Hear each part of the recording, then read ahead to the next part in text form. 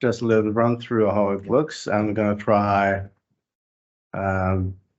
using the can piece tool. I will try to get everybody to try the can piece tool during today.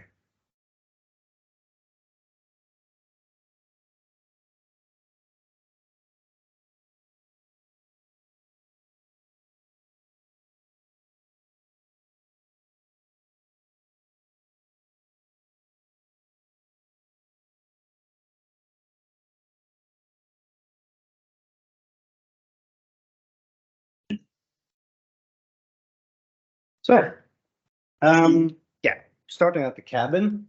Most of you guys have been in there yesterday and today. Many of you at the same time as well.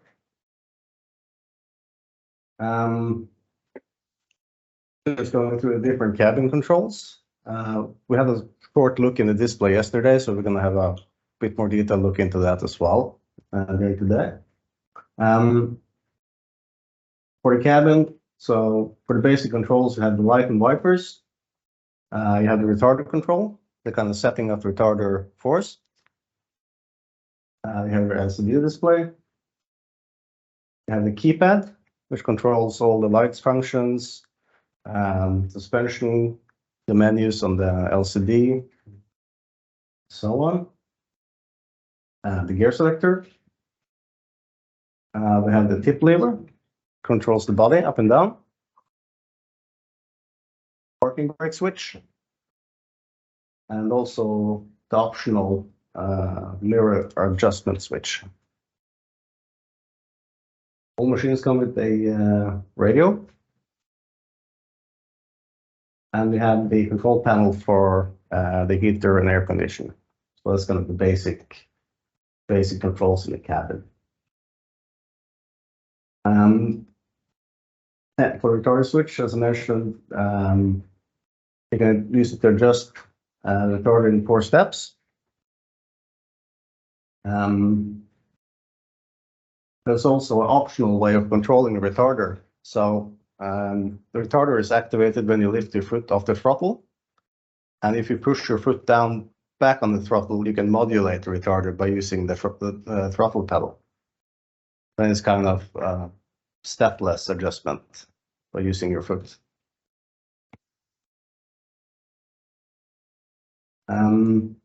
Yeah, canvas connected, so both the lights and wiper controls, the retarder controls, and the keypad, they're all connected via our canvas system.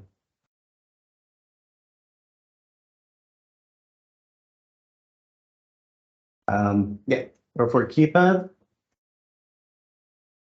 yeah, canvas connected. It's also a lot of different functions. You have the parking lights. And the front working lights. Heated mirrors, if that's installed. They're on a 15-minute timer, so you have to turn them back on every 15 minutes. The reason for this is to kind of save the heating elements in the mirrors because they can get damaged if they're kind of left on for too long. We have an override button, or the magic button, as I like to call it. This can be used to control a variety of functions. You have this engine after and shutdown. So if you noticed when you key off and you have the turbo timer active, the cool down timer, this one can be used as an emergency stop to kind of immediately stop the engine. So that will also tell in the display that for emergency, press that button. We have a function that we use at the factory for flushing the hydraulic system on first startup.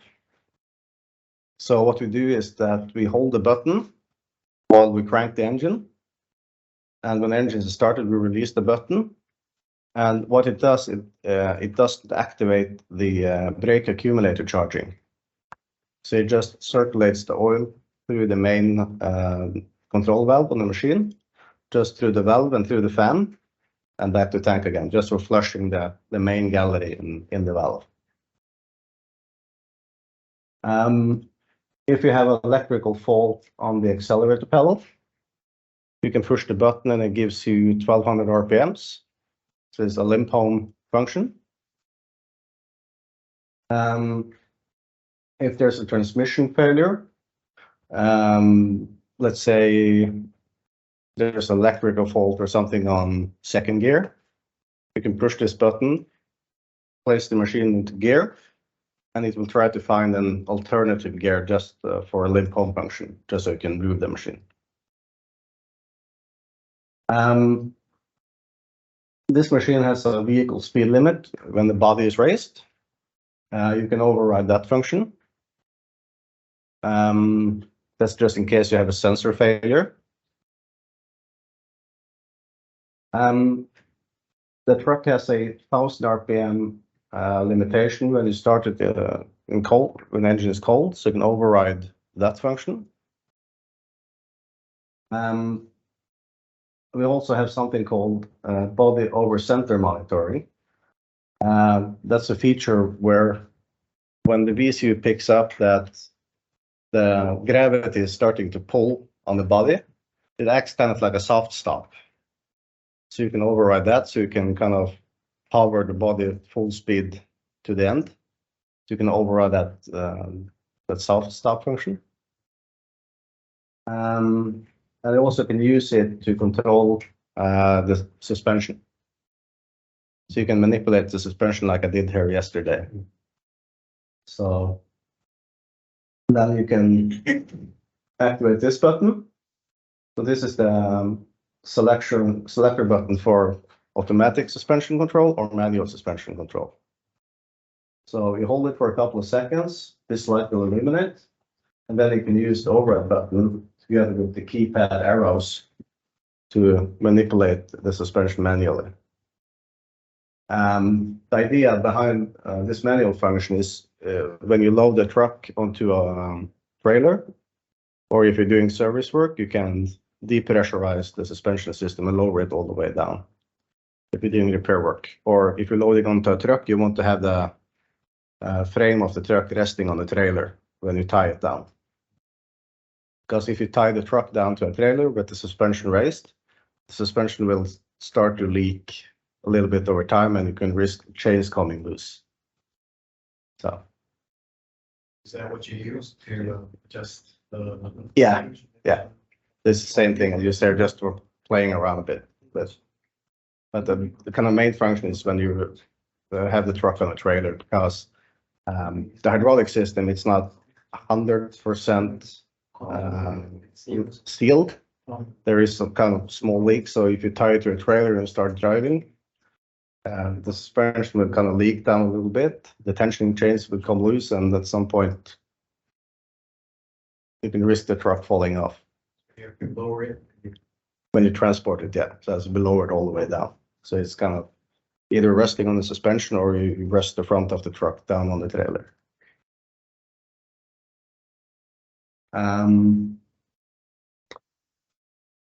This manual control, it has a function. So when it's activated, you have to kind of manually deactivate it again. So it doesn't go back to automatic as a default setting. That's for safety. For instance, when it's tied to a trailer. And it has a memory function. So when you activate manual mode, you can turn ignition off, you can take the batteries off, you can leave the truck for 2 years. You power the truck back up, and it will still remember that it was in manual mode. So that's to avoid accidents when it's chained down. Because you have about 15 tons of lifting force on those suspension cylinders.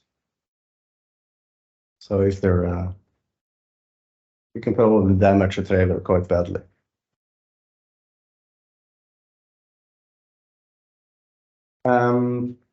This is something for a future option we're working on, so this is not implemented yet.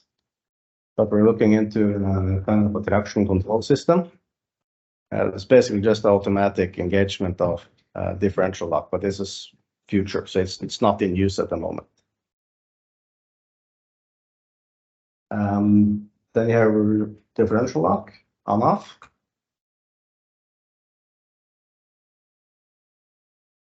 Then you have these buttons. They are spare buttons for extra functions. Because we can program the VCU to a lot of options. So if you want to have extra work lights, you can connect with outputs on the VCU to connect to control extra work lights. Refueling pumps. You can have special functions. Let's say if you have a cement mixer on instead of a dump body, you can control the VCU to increase engine RPMs, for instance, for running a cement mixer or a water pump via hydraulics. Yeah, a lot of different options.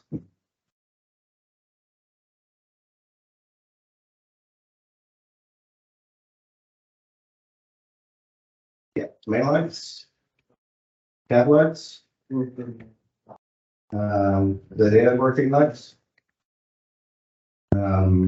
rotating beacon or light bar, depending on the option. I think this one has, this one doesn't have anything, but you can also have a LED bar on top, warning bar. Hazard lights, heated seat if it's installed. Most of the seats we supply have a kind of control button for the heat on the seat itself. But we have this in case there's a option seat that needs an external control for the heating. So in most cases, this is in use, but we have it just in case. We also have an option of the Vasto. That's a auxiliary heater. It runs off. For the heating the air in the air. Yeah, for heating the engine coolant mainly. So this will be connected to the coolant circle, and it can be set on a timer.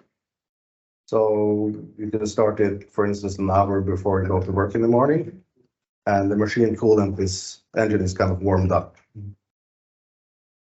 It will also heat the cabin, but that's kind of a secondary function. So when the coolant is hot enough, it will actually also turn on the cabin heater. Yes. But it's just at lowest power. So it's just for kind of help defrosting the cabin. This is only for Tier 4 trucks. They have an extra fuel heater on the engine fuel filters. And these for cold conditions. But stage 5 engine has something similar, but it's using engine return fuel instead. It's a bit different solution.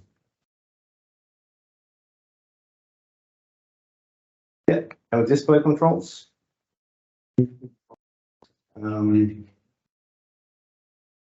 So yeah, you can cycle through 4 quick view menus. What you saw yesterday, you can see either the detailed view of all the pressures and some of the currents. You can see tire pressure, you can see the trip counter, or you can see the active fault codes to kind of cycle quickly between those avenues. Then you can select to go back to the home screen, or you can turn your rear view camera on over time. You can enter the menu. This one just brings up the meaning of these buttons on your display. Then you have your navigation on the keys. A fairly new feature is that we have a mobilizer function as well on the machine. So this can be selected in the CAN PC. So you can use a key combination of the F1, 2, and 3 to unlock the machine before you can start it. So it's basically a key code. So you have to turn ignition on, and you press your key combination, and then you can turn the ignition on.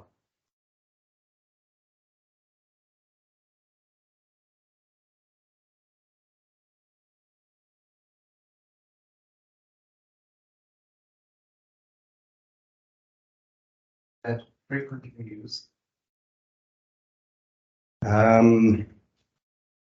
Rental machines mostly. I think this was made by request from a couple of customers in the UK, which have a lot of rental machines on different jobs, and they have a lot of different drivers. So instead of giving everybody with a development key access to the machine, we kind of put in this pin code as well. So you actually have to have the pin code to be able to start and drive the machine.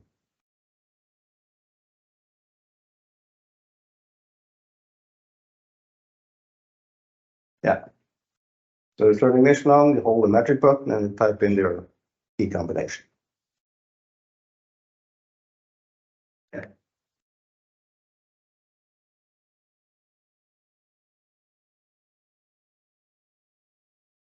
I guess you noticed that we have a couple of USB ports in the cabin.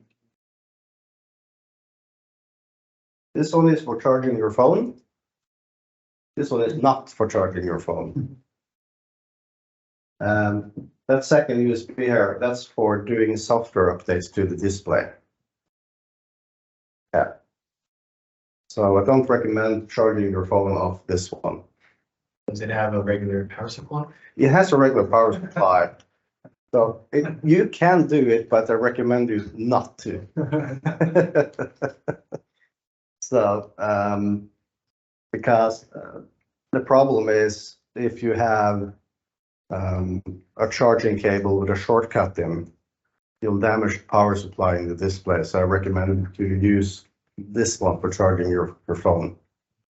Because if you have a short circuit on the charging cable, we all know that charging cables are kind of, they turn bad after a while.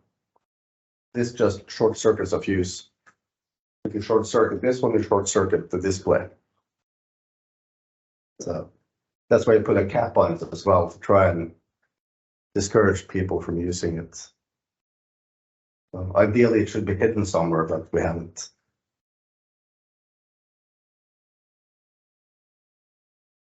So we'll have a look at that as well. But we use a separate memory stick for the software on that we put onto the display because the display is not a part of the VCU Canada system. It's kind of a separate unit on the system.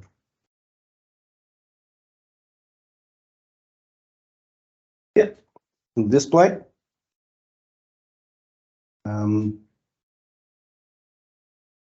Gives you all the basic information you need during driving. You have engine RPMs, you have speeds, you have your transmission information. So it gives you the gear and direction. If you're in automatic or in manual mode, this symbol changes. This is the lockup symbol. The lockup is activated. This is the retarder is activated. Retarder setting. There's also a separate symbol here to tell you if your diff lock is activated. Fuel level, adder level, load weight. So this is the weight that's usually being read off the body lifting cylinders. What you see here. We hold the different lamps for holes and ventilation. We have machine angles. So we have longitudinal angle, sideways angle, and this one is still an option, but we also see the angle of the body, but that's an option. So on most trucks, you will not see this one. Yeah, fine outside temperature, engine coolant temperature, and we have the transmission temperature. So this one shows either sump temperature or converter retarder temperature, depending on which one is highest. It kind of switches between those two.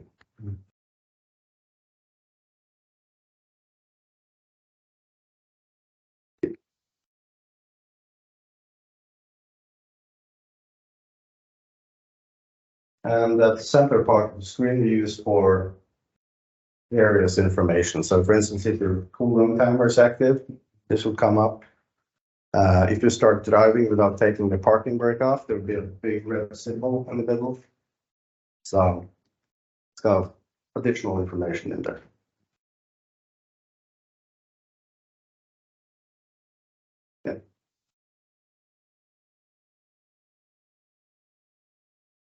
Yeah, there's kind of two of the changes between manual and automatic mode. So it's this one. So we'll switch between those two symbols.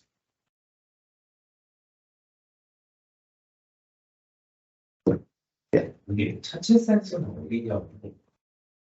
이따.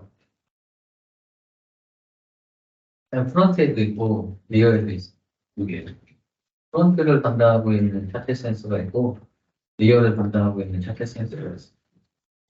프론트에는 두 개가 있고, 리어, 이따 나올 거야. So, yeah, develop, and I just mentioned, both of these two symbols. They can appear sometimes during driving.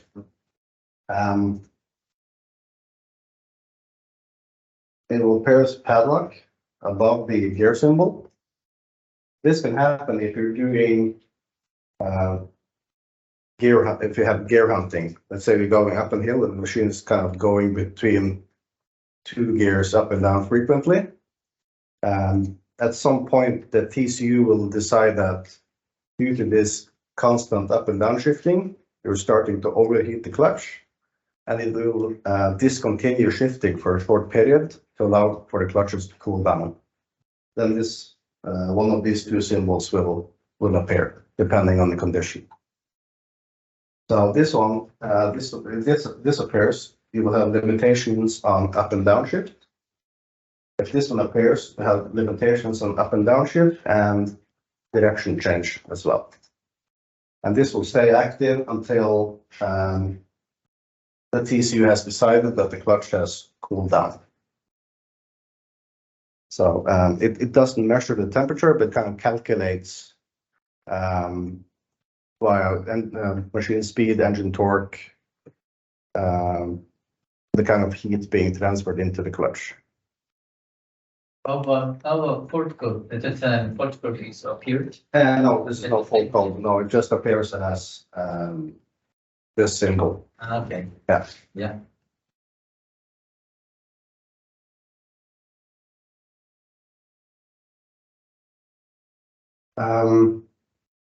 You might see this in Korea, but we get some cold winters, I think.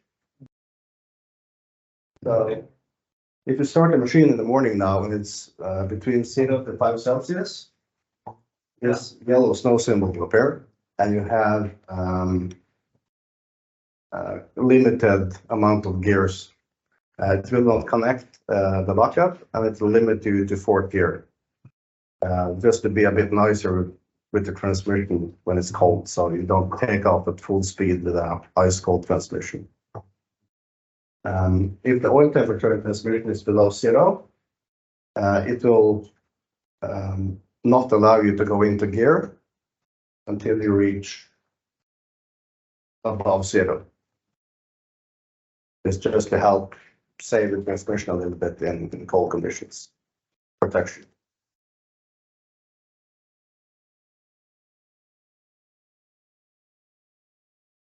Yeah. So, well, different lamps. I have some description here of all the lamps. I'm not going to go through all of them, but you have them here for your reference.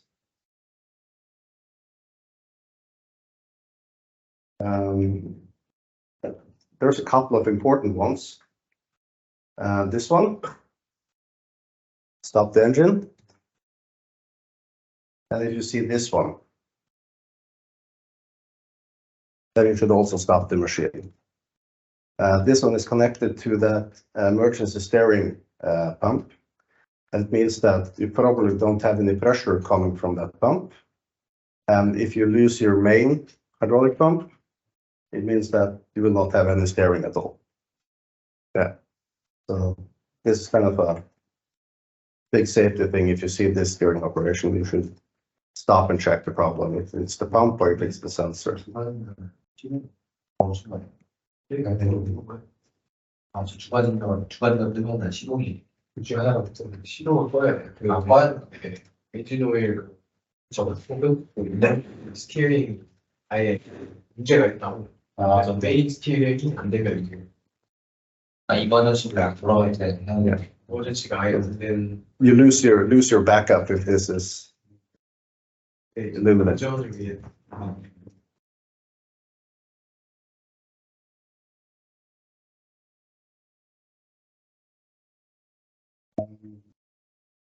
I see that your truck has this symbol. So this one actually has a seatbelt warning on it.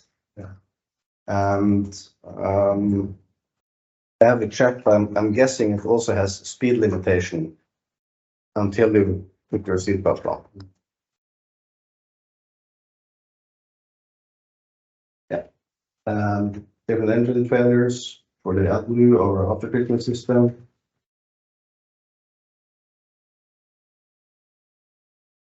Yeah, DPF warnings. You can probably see this sometimes during driving. It's just an indication that the engine is taking some measures to help burn the DPF. So it's not a failure condition. You don't have to stop the truck, but it just means that we are altering the timing of the fuel injection just to help to burn off the DPF. It's usually these ones that you should worry about. This means that the DPF is becoming full.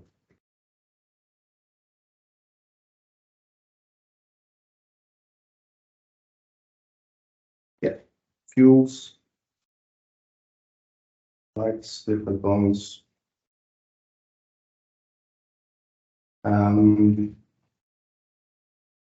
These ones you will see very often that they are connected to the load weighing system.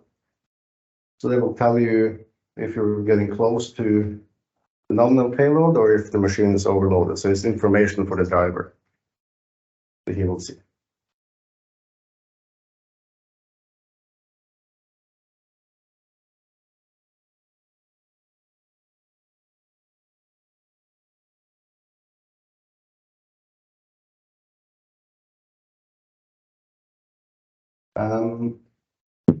This is the hydraulic weighing system.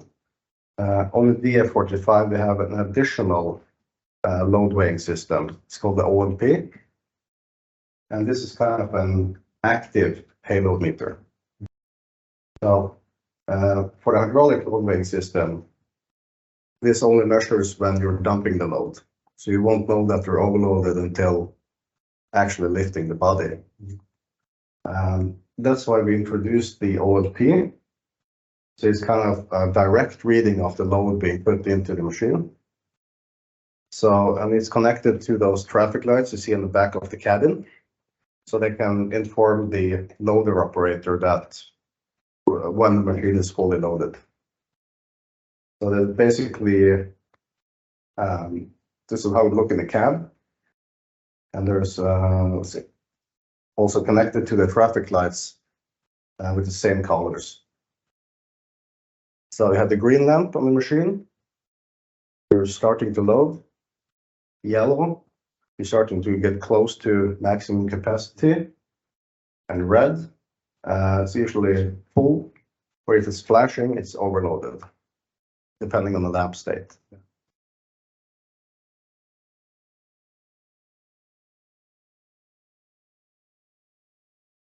So it'll turn red at 39 tons. So if you go above 42 tons, it will start flashing. That means you're above payload. We'll see a bit more on the oral system at the end here, but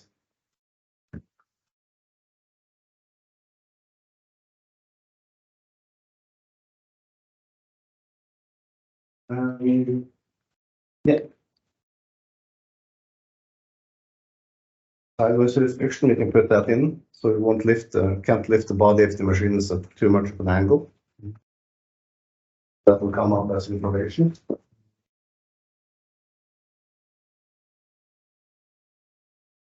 Yeah, different menus.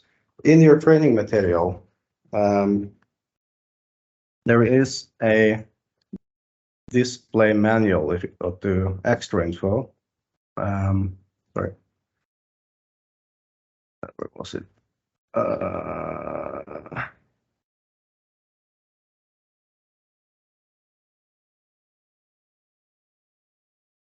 It didn't.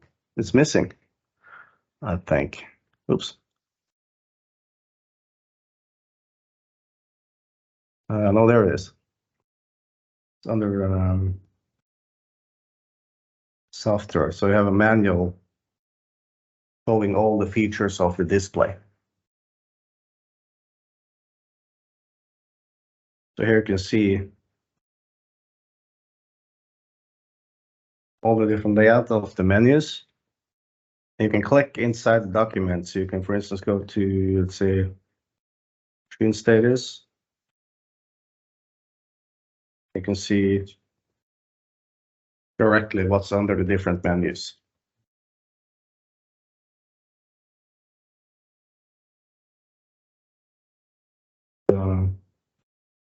Fairly handy document, and it gives you description of all the different lamps.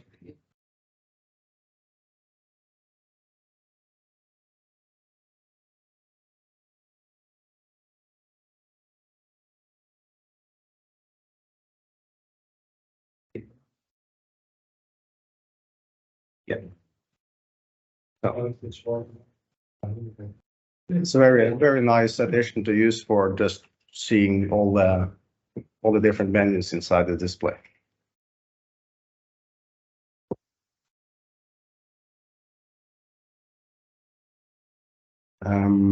Yeah.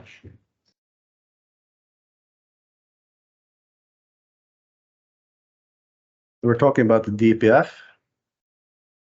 So if the DPF gets full, you'll get this symbol. And then you go into the menu that we saw yesterday. You can activate manual regen. So.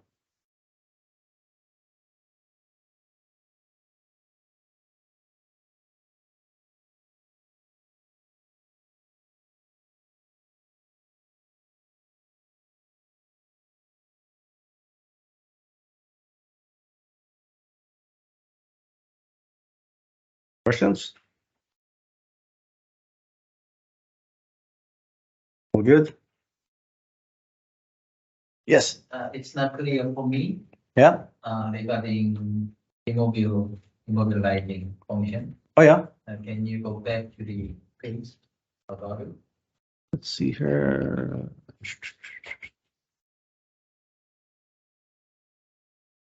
This one. Yeah. Yeah.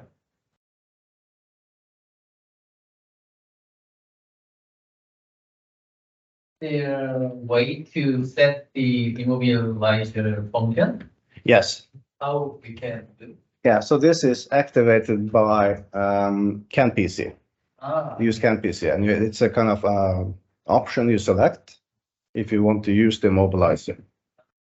Yeah. So we'll have a look at that as well. So you kind of activate it, then you type the code, and it's kind of combination of this. It could be We have to select each function what we are gonna going to use. I mean, yeah. about the F1, F2, F3, F4, totally 4 button. Yeah, so we can add Yeah. 4 extra functions if you like. Okay. And we also use this as kind of the key combination for the immobilizer. Okay. So when the immobilizer is active, you key on, and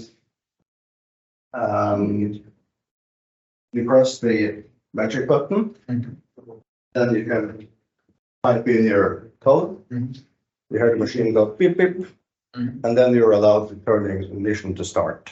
Okay. Yeah. Okay. Okay. So let's say normally you can control lights or something But when you key on and use these buttons in combination with the magic button, then it's kind of the pin code for the immobilizer that you're putting in. Yeah. So you kind of, you're switching the function of this when using it together with that one. Yeah, clear. Yeah.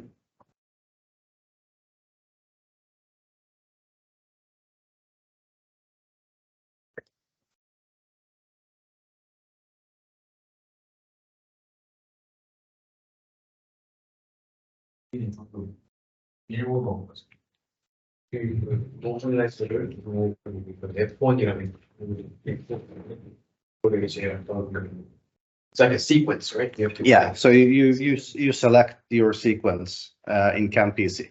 Oh, it's like setting a password in this. Yeah, yeah. 거의 암호 입력처럼 매직 버튼을 누르고 이렇게 뭐 하면 so it activates the immobilization. Yeah, so the immobilizer function can be turned on in CAN-PC, and when turned on, you are prompted to input a sequence. So it could be, let's say, 1, 2, 3, 4, just an example.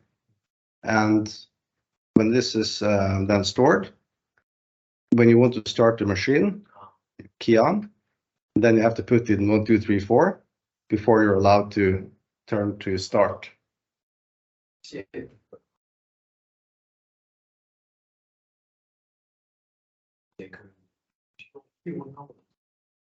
매직 버튼을 누르고 상하라고 눌러야지만 시간대를 넣을 수 있고. 1, 2, 3, 4는 게 빌보드는 다 끝나. 네, MBC를 설정을 하고 하는 거예요. 숫자를 입력하는 게 아니라 그냥 저 펑션 키를 내가 지정을 해줄 수 있는 거야. 옵션을. 근데 그 지정한 대로 실행을 해야만 스타팅이 되는 거야. If you forget your pin code, you need to connect to CAN-PC again and either turn the function off or enter a new pin code. You cannot see the current pin code. That's not possible. You have to put a new one in.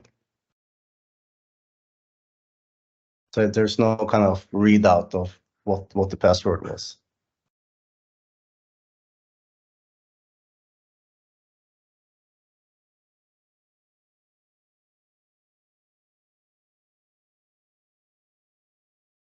So gonna have a quick look at the schematics. We're not going to go circuit by circuit, but we're going to go through some main points on the schematics. And see if we can start to tie this in with CAN-PC.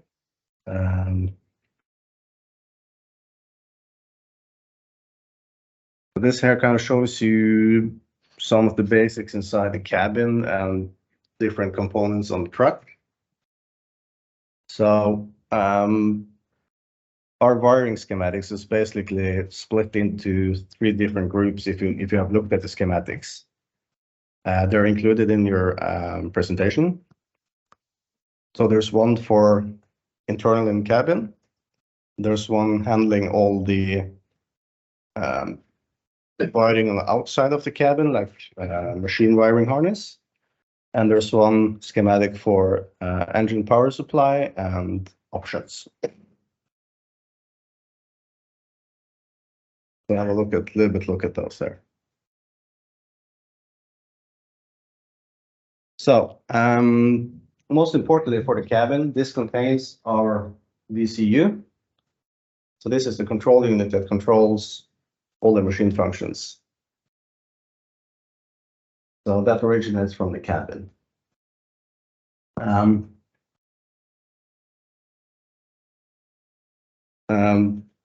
You have from the cabin, there's a connection to the outside wiring harness via cables through the cabin floor, which then are divided to the front frame for various functions, sensors, power supply, lights, all the different ones through those same cables, cable ducts.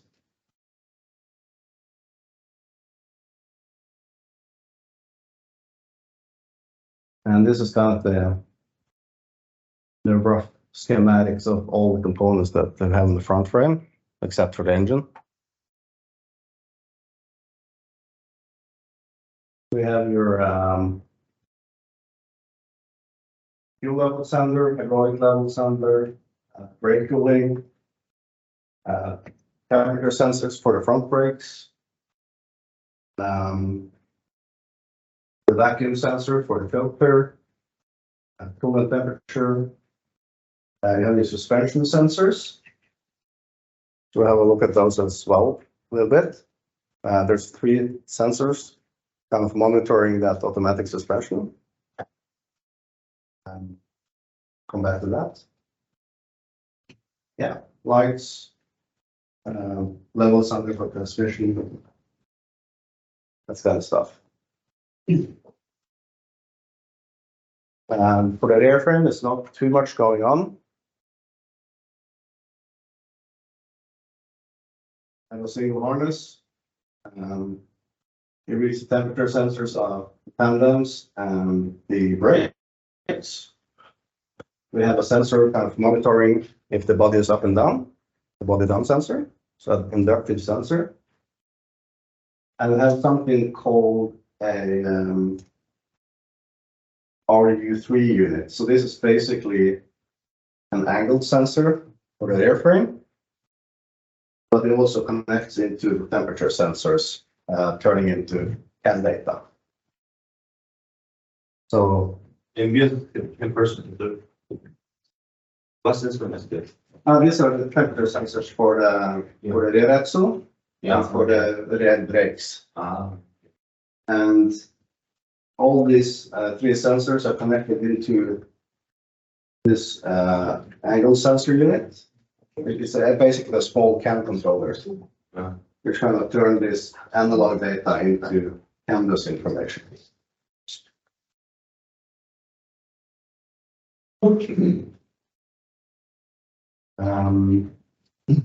The TPMS system is also connected into the canvas line for this one.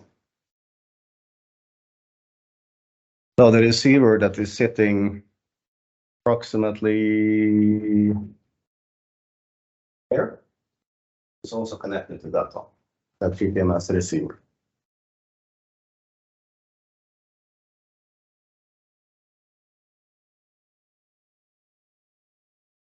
So, as I mentioned, all of this again is fed into the VCU, the vehicle control unit, all the cable harness.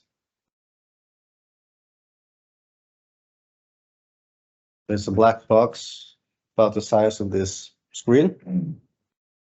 And it holds all the control outputs, all the sensor inputs. So basically everything you do on the machine goes via the VCU.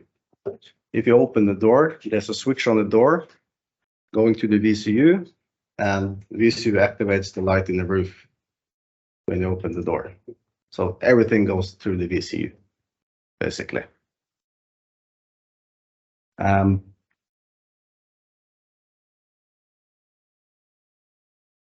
So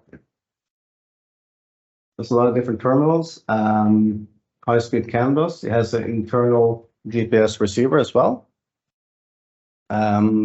Main function for that GPS receiver is just to tell the clock in the display, but you can also geofence the machine via the VCU. So you can set geofencing, so you can set a certain radius, and if you go outside the radius, you get the speed limitation and a warning.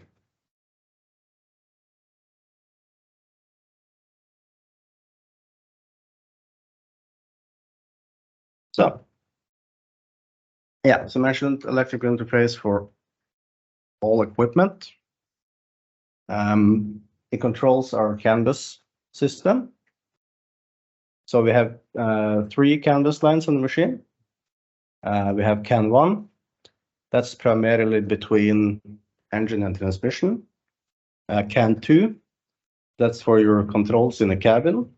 The keypad, the steering column switch, your angle sensors, all of that goes to CAN 2. And CAN 3 is for the lubrication system, TPMS system, and that small CAN control unit at the rear frame. So we have 3 lines just to kind of spread the CAN bus load. So we keep one kind of dedicated for engine transmission. So let's say if you have a sensor failure, it doesn't affect the engine controlling. So it's kind of dedicated to engine transmission controls, and the less important functions are divided on 2 other CAN buses.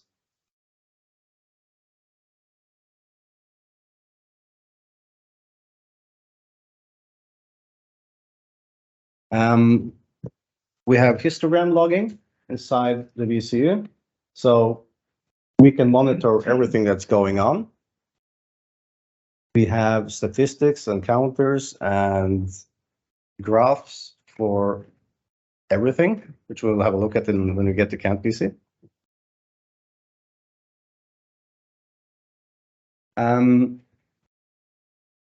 All the outputs on the VCU is short circuit protected.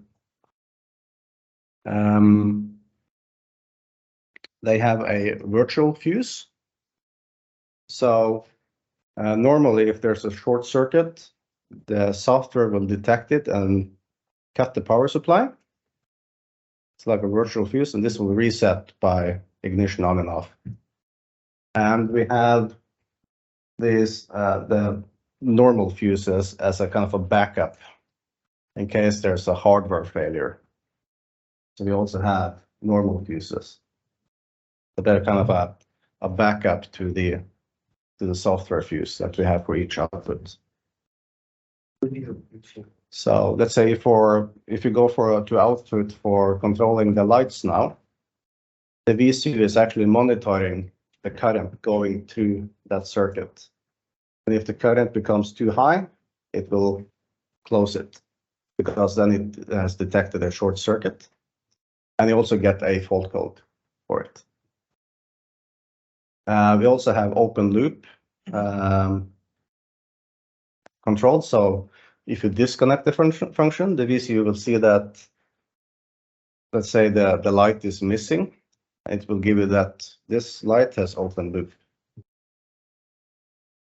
So it's very, very detailed.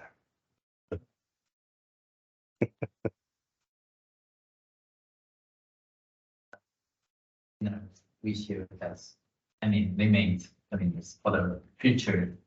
I have almost, almost reached to the.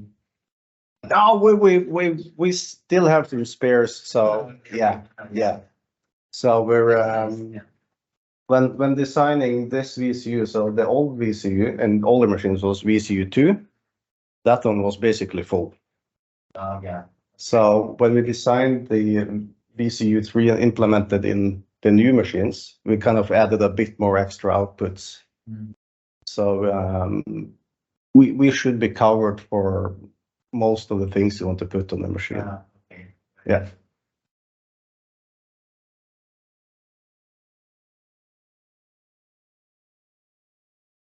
좀 내가 봤을 때 이게 너무 좋지 않나? 우리 에포스는 사실 막 숏서킷이 나면은 그냥 에포스 날아가 버렸는데, 얘네들은 가상의 그런 퓨즈도 만들고, 그다음에 이거 하나 통합칩 하나로 되게 많이 뭘 해가지고, 그래도 그냥 남아있는 터미널이 있어. 그러고 남아있는 보조가 쓸 수 있는 게. 나중에 이제 어떤 기능들이 계속 추가될 거 아니야. 그걸 대응할 수 있는 식으로.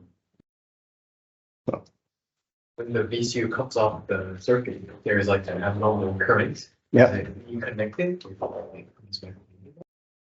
Yeah. So if it cuts the power, it will stay cut until you cycle the ignition. Then it will try again. Yeah. So it will reset by cycling the ignition.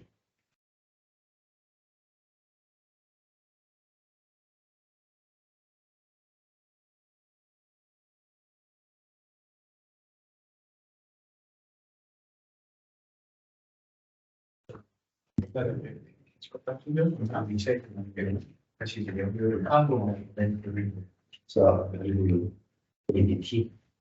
basically controls all functions. So if you put your foot on the accelerator, the VCU reads a voltage signal, interprets it, and sends it by cameras to the engine, telling the engine to speed up. Most hydraulic functions are also controlled by the VCU. So cooling fan control, brake charging, suspension control, all that is controlled from the VCU.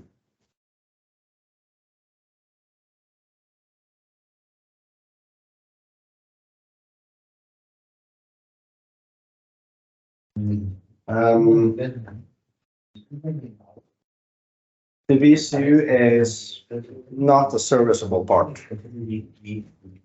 So if you manage to damage it somehow, it's not possible to repair it.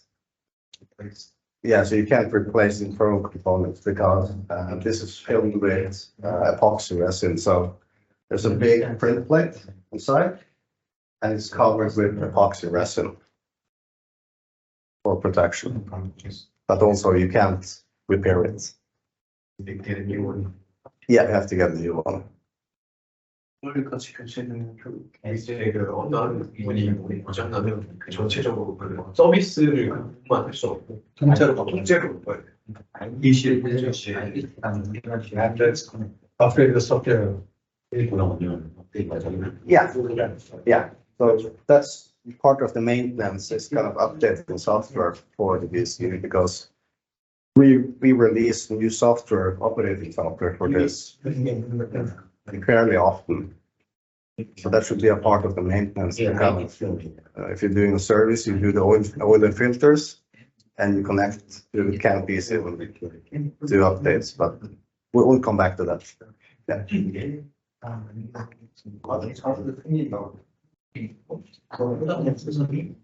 So it's mounted on, let's see, what time is it?